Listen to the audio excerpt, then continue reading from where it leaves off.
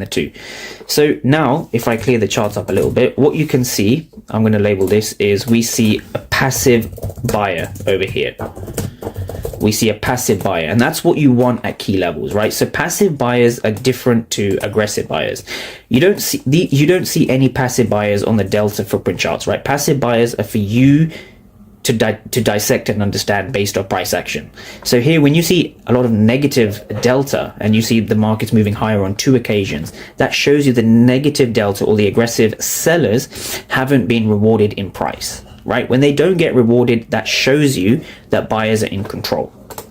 Now from here, we see the same thing over here, essentially, right? So this is the second thing we're going to look at. So this is the retest.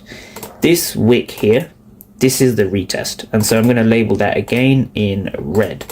So why am I labeling that in red? So this is the level, and your entry was just over here. So long position as we break above here. You can have your stop loss here, or ideally below these wicks. And we did go for a 1-to-1, I believe, right? Just over a 1-to-1.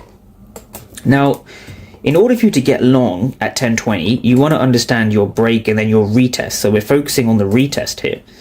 Now, the retest is even more interesting, right? Because the retest itself is significant. Because what's happening here is we see a lot of aggressive sellers, right? We see 23 for 0, 271 for 29, right? 271 for 29, a lot of aggressive sellers failed to break below the level again. So what we see over here is we see passive buyers propping price up. We see aggressive sellers failing, which means passive buyers prop price up again.